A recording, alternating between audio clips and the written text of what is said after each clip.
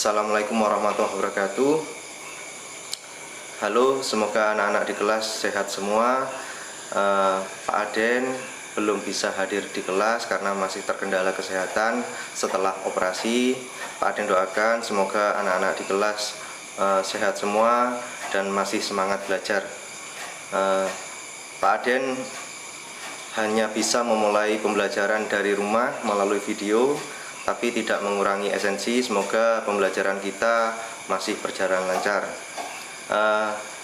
Yang perlu kita ketahui bahwa semester akhir sudah semakin dekat, sehingga kita harus segera juga pindah ke bab 3, yang mana bab 3 ini belum tersentuh sama sekali, yaitu tentang menggali nilai-nilai baik pada cerpen sejarah.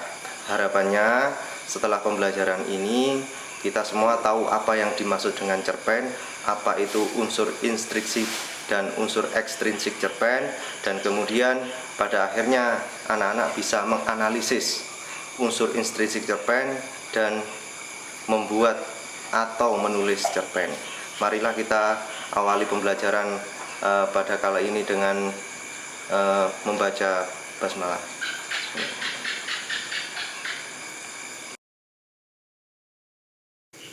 Oke, kita sekarang masuk bab 3, yaitu menggali nilai sejarah bangsa lewat cerita pendek. Pengertian cerpen yaitu cerita pendek yang hanya berfokus pada satu konflik, bersifat rekaan atau fiksi, berarti tidak nyata dan tidak lebih dari 10.000 kata.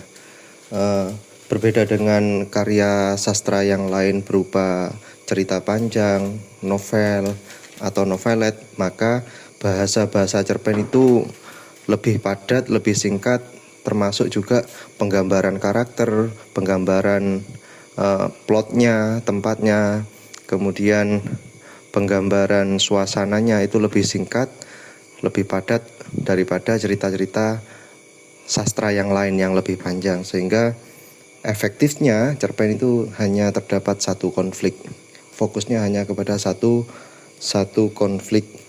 Dan bahasa lainnya adalah cerpen bisa dibaca 5 atau 10 menit atau selesai dalam sekali duduk. Itu pengertian cerpen. Kemudian fungsi cerpen sebagai hiburan, kita sebagai pembaca, terutama masyarakat era dulu, sebelum ada Reels, sebelum ada Instagram, sebelum ada TV, mungkin masih hanya sekedar ada radio, hiburannya masyarakat zaman dulu yaitu membaca karya sastra, bisa cerpen, novel, atau isei, atau puisi, seperti itu. Jadi fungsinya cerpen adalah bagi masyarakat sebagai hiburan. Kemudian kalau sebagai penulis, sebagai media berekspresi. Orang itu kalau sudah punya jiwa seni, bisa mengekspresikan pikirannya, perasaannya, idenya melalui lukisan, melalui puisi, melalui cerpen, melalui novel. Jadi orang yang menulis cerpen itu adalah sebagai media berekspresi bagi dirinya. Kemudian juga sebagai pembawa pesan. Orang tidak mungkin menulis tanpa memberikan pesan-pesan di dalamnya, baik pesan nilai, pesan moral, atau tujuan politis, atau tujuan sosial yang lain. Jadi tidak mungkin hanya berisi kekosongan, pasti ada nilai-nilai yang bisa dipetik kita sebagai pembaca. Kemudian sebagai karya sastra atau karya seni itu sendiri. Jadi sebagai kelengkapan khazanah dari kesastraan. Jadi memang kesadaran berkarya, kemajuan peradaban salah satunya adalah bahwa negara itu terdapat banyak pemikir, terdapat banyak sastrawan, dan juga terdapat banyak karya sastra yang berkualitas, sehingga bisa menjadi pembelajaran bagi masyarakat dan juga akademisi, baik itu siswa, baik itu mahasiswa ataupun dosen yang berkaitan dengan atau di bidang sastra, seperti itu ya. Kemudian unsur pembentuk cerpen sebenarnya ada dua ya, ada unsur ekstrinsik, ada unsur intrinsik.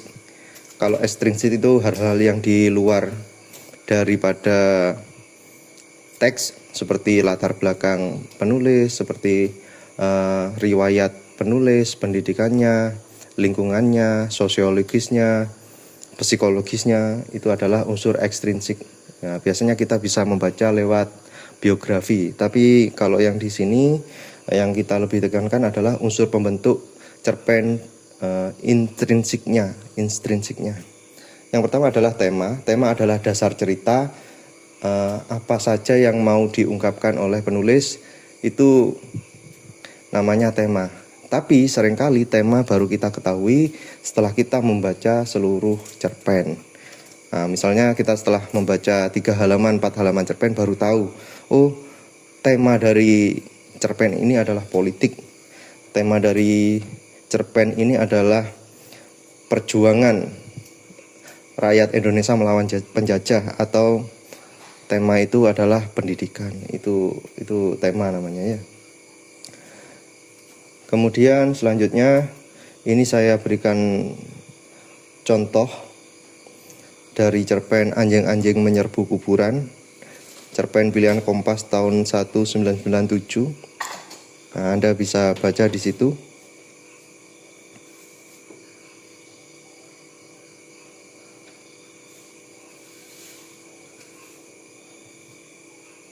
Nah, kita bisa tahu setelah membaca itu bahwa ada seorang suami yang izin kepada istrinya, dia keluar dari rumah cenderungnya tengah malam.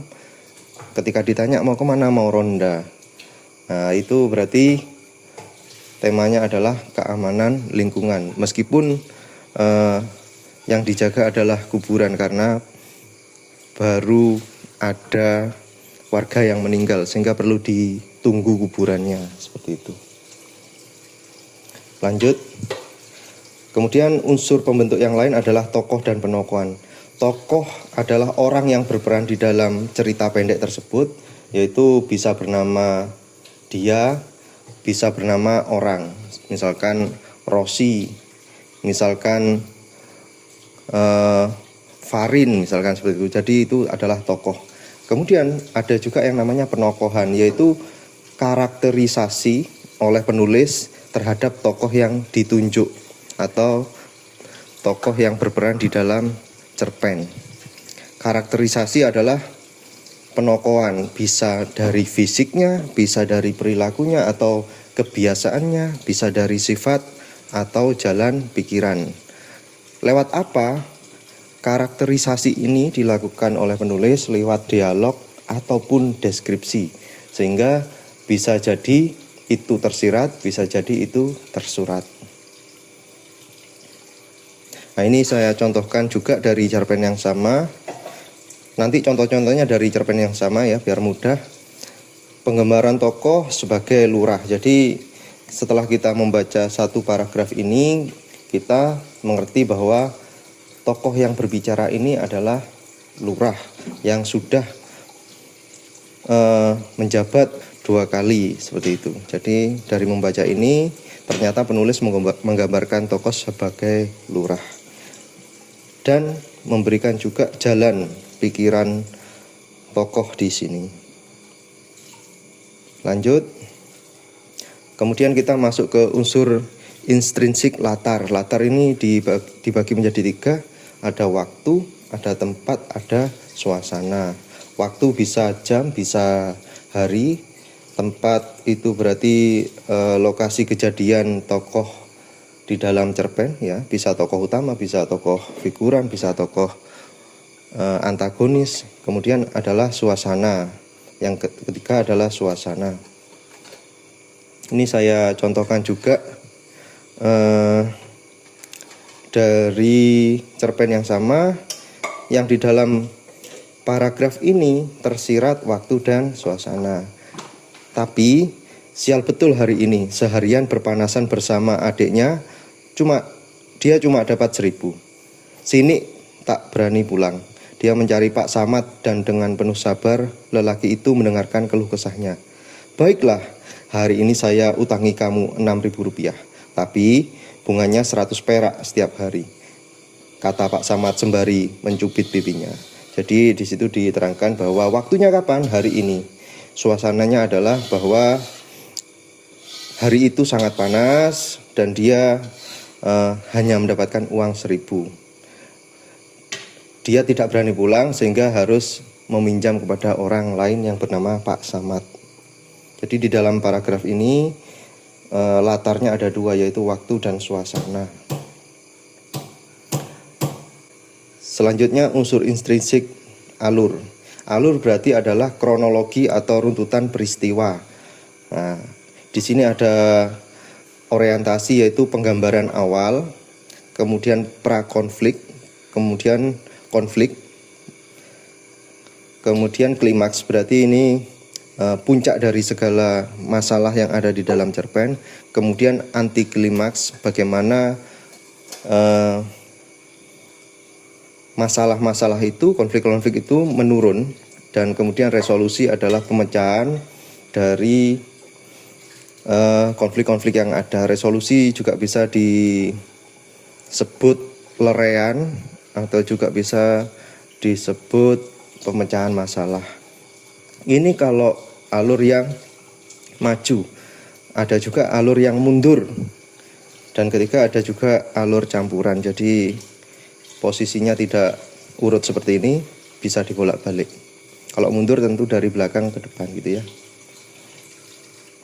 Unsur selanjutnya adalah sudut pandang. Jadi ketika penulis menulis cerpen, dia sekaligus memberikan cara dia menulis. Yang pertama adalah orang pertama, biasanya memakai kata aku, saya, beta. Jadi sebagai orang pertama. Kemudian sudut pandang kedua adalah orang ketiga. Orang ketiga itu ada dua ya. Ada diaan, kemudian ada mereka. Orang ketiga ada orang ketiga terarah, berarti itu adalah sama seperti orang pertama yang aku, cuma kata-katanya menjadi dia. Kalau orang ketiga serba tahu, maka penulis mengambil jarak, tidak masuk di dalam teks, tapi hanya memakai kata mereka atau kata nama, seperti itu. Ini saya contohkan, orang ketiga terarah. Anda bisa baca sendiri itu paragrafnya, tapi yang saya bawahi adalah kata persona dia. Jadi sama dengan orang pertama aku, saya, beta, namun orang ketiga ini pakai dia. Ini namanya sudut pandang orang ketiga terarah. Selanjutnya ada orang ketiga serba tahu. Jadi di sini tidak muncul kata dia. Jadi penulis mengambil jarak, tidak terlibat di dalam percakapan, tapi dia juga menyebutkan kata nama ataupun mereka. Penulis mengambil jarak. Bisa baca sendiri teks cerpen tersebut.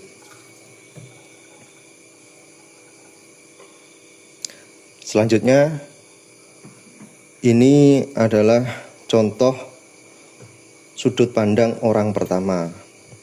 Lama aku termangu memandang air batang antokan yang mengalir menuju Samudra Hindia. Tapi dalam kepalaku tergenang pikiran, kenapa dalam perang saudara orang harus membunuh tawanan yang telah menyerah kalah? Nah, ini jadi pakai akuan sebagai orang pertama. Unsur intrinsik selanjutnya adalah gaya bahasa. Gaya bahasa berarti adalah kata kiasan, metafora, atau ya perumpamaan sebagai keindahan seni, bisa sebagai fungsi imajinatif bagi pembaca, bisa, dan multi makna. Biasanya kalau sudah pakai simbolis itu maknanya bisa banyak. Orang bisa menafsirkan lebih daripada satu.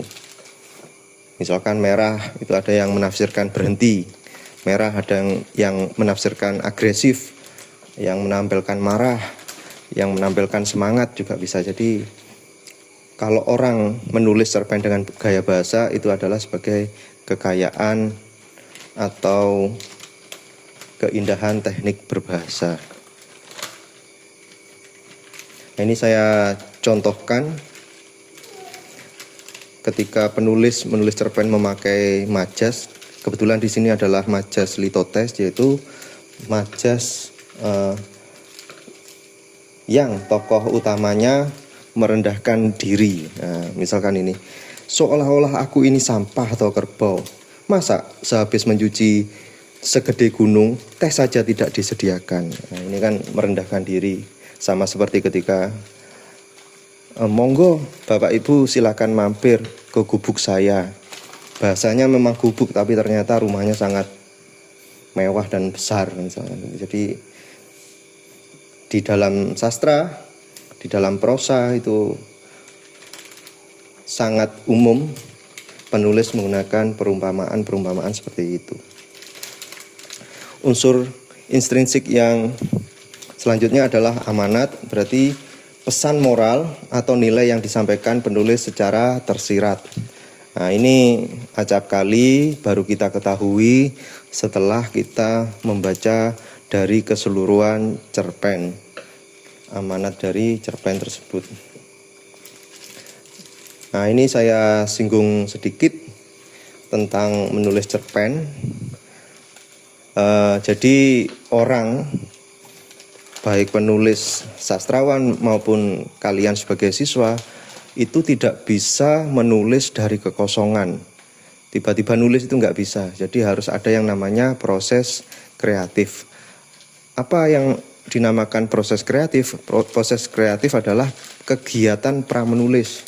Jadi mulai dari Anda mengumpulkan ide ya, bisa dari Anda membaca karya yang sejenis, cerpen yang lain, bisa dari Anda nonton film, bisa dari Anda baca buku, bisa dari Anda mendengarkan cerita orang lain, bisa dari Anda jalan-jalan, bisa dari Anda curhat kepada teman yang lain. Nah, dari kegiatan-kegiatan tersebut sehingga muncullah yang namanya ide. Sebenarnya nulis cerpen ada dua, itu saya beri dua cabang, satu cerita, satu pesan. Bisa orang itu menulis tanpa memikirkan dulu pesan apa yang mau disampaikan. Nah, misalkan kalau kita berangkat dari cerita, misalkan seperti ini. Hari itu saya melihat seorang anak SMP buru-buru berangkat ke sekolah. Jam menunjukkan 6.45 WIB. Dia mengayuh sepedanya dengan kuat, seolah-olah dia takut terlambat masuk ke sekolah. Tapi karena kurang hati-hati, di perempatan dia tidak menoleh. Kebetulan ada seorang ibu pulang dari pasar menyeberang, sehingga terjadilah tabrakan itu. Nah, itu kan berdasarkan cerita. Kemudian sebelum kejadian tabrakan itu, ternyata malam harinya anak tersebut tidur larut malam karena mengerjakan PR. Sehingga pagi harinya dia terlambat untuk bangun pagi. Nah, misalkan seperti itu. Jadi berawal dari cerita saja yang kita ketemui di jalanan tanpa memikirkan apa pesan yang mau kita sampaikan. Itu berarti menulis berdasarkan cerita. Kemudian ada juga menulis cerpen berdasarkan pesan yang mau disampaikan. Bisa moral, bisa nilai. Misalkan saya cerita pengen pesan sesuatu kepada anak SMA, yaitu kedisiplinan misalkan. Jadi yang saya pikir adalah kedisiplinan, baru saya susun ceritanya, tokohnya siapa, bagaimana saya mencarikan tokoh ini masalah dan penyelesaiannya. Jadi berdasarkan dari ide kedisiplinan, berbeda dengan cerita yang awal tadi, yaitu berdasarkan ceritanya dulu, pesannya belakangan. Seperti itu. Ini sekilas saja. Karena tidak mungkin saya memberi Anda tugas menulis cerpen, dan tidak mungkin juga saya memberi tugas Anda menganalisis cerpen, unsur intrinsik cerpen, karena saya belum bisa hadir ke sekolah, maka dibuka itu halaman 65 sampai 70, 1 sampai soal 30 sampai soal menjodohkan. Ya, demikian pembelajaran hari ini anak-anak. Semoga yang kita pelajari bermanfaat dan semoga lancar dan mendapatkan ilmu yang barokah. Saya akhiri, wassalamualaikum warahmatullahi wabarakatuh.